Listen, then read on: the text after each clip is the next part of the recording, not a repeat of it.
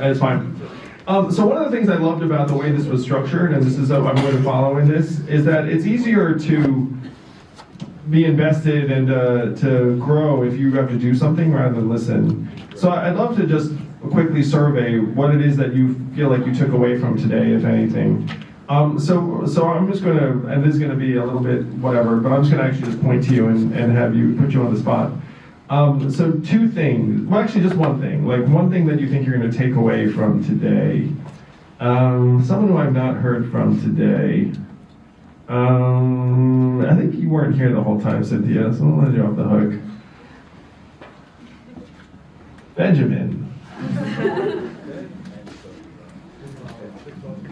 Yeah, so the rest of you can think about this. One thing you think you'll take away from today. Wait, do I have to do one or is it two? So I was thinking one thing from the activity and then one thing from remarks. So, but you can take either one. Just one thing you think you'll actually keep with you.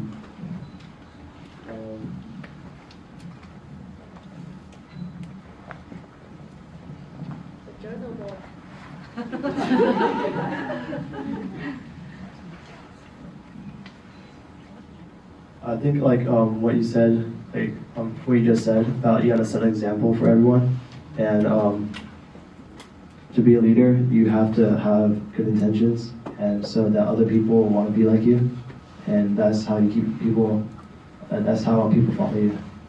Wow, well done, Benjamin. That was spectacular. Let's get someone else who we have not heard from today. What's your name? Yes. Layla? Here you go, Layla. Oh, Leia. Sorry about that, Leia. My bad. I guess just like, I feel like there are like some, like everybody kind of, there are like a lot of different like things that people can do that like help them on their like, I guess, journey to like being successful and just kind of living life, I guess. Yeah, there are a lot of little steps. Yeah, you're right. Yeah. All right, so now since we know I operate in threes, there's going to be a third person. And the third person is going to be someone else I haven't heard from, who's avoiding eye contact. We have heard from you. Yeah, you were the big time, so. Right. Sorry about that.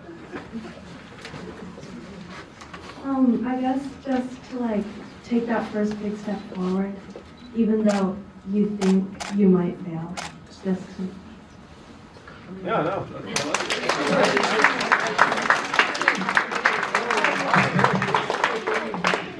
Oh. I try and sometimes put myself in the shoes of young me when I saw various people speak, and there were a number of people that had an impact on me when I was young. There's a saying that you can't be what you can't see, and it's one of the reasons why I am really proud of the campaign in the last cycle and everything that's happened since. There were families in New Hampshire and Iowa, Asian American families who came brought their kids to see me, and they said to me, thank you, we didn't know we were allowed to run for president. And I was like, wow. Well, and then I thought, well, that's odd. But then I thought, well, I guess, they don't know what the possibilities are. And to the extent that I helped at least that family think, oh, like we actually are allowed to run for president. By the way, we are allowed to run for president. There really are only 2 rules. I now know what the other rules are, the unwritten rules. But we are totally allowed to run, and I dare say that we're needed in many respects. So this is going to be a lot of pressure to put on you guys, but it's fine. My parents came here as graduate students in the 60s. They met at UC Berkeley. And the reason why they came here, I think it's the same reason a lot of your families came here, is just to have better opportunities, create a better life and path for their family. And what I would say is that totally worked for my family. It really did.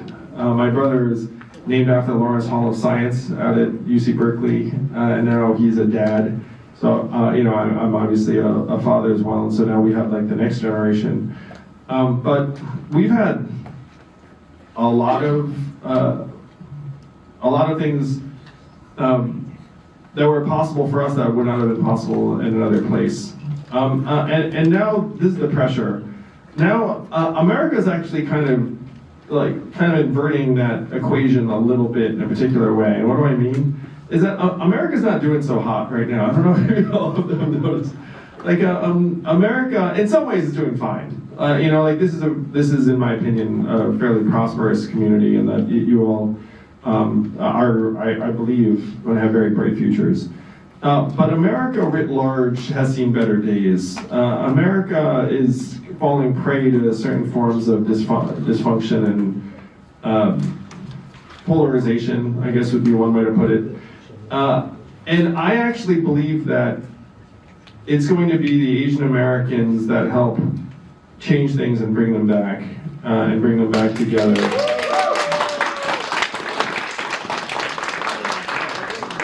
Sure. And so that's something that I hope that many of you end up leading us toward, really. I don't know how much we're going to get done before you guys get there. I suspect, unfortunately, it's still going to be a problem by the time you guys get to prominence, truly. But my explanation for why I think it's going to be us is that I think we're naturally problem solvers and not super ideological, and most of us want the country to work, want things to work, want systems to work, want government to work, as well, want solutions. And that's where a lot of Americans are, but I think they don't know what to do. And because we're naturally a little bit more systems thinkers and math types, where we can say, look guys, the problem is that you're trapped in these corruptive, perverse incentives, either politically or from the media or now social media. Like that there are all of these incentives that we need to change. If we don't change the incentives, we lose. If we do change the incentives, we have a chance to build something resembling, a real fair society, or the one that our families came here for. That again, America has been an incredible place to come of age and everything else, but the hope is that it can stay that way. And it's not going to stay that way unless people do some real work.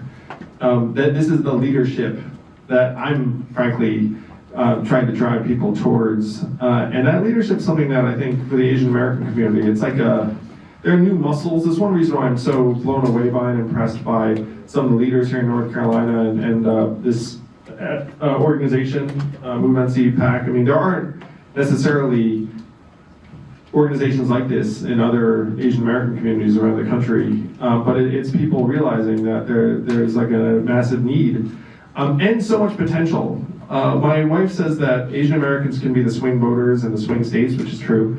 North Carolina, by the way, is technically a swing state. So, if you were all to come together and do something, you might actually make a massive difference. And that's a political example, but there's so many other examples, whether it's in your community, your family, your school, nonprofits. I'm really excited about what you all are going to end up making possible. And I hope that today is like a very, very small stone in your path, really, that you can step on the stone and then maybe look back and think, okay, there's like one thing I remember from that day, whether it's you need to take a bunch of little steps, you can take a big leap, or you have to be a good role model, or writing things down helps them come true. I hope that's what today is for you, because I'm really excited about what the future will hold for each and every one of you. Thank you all.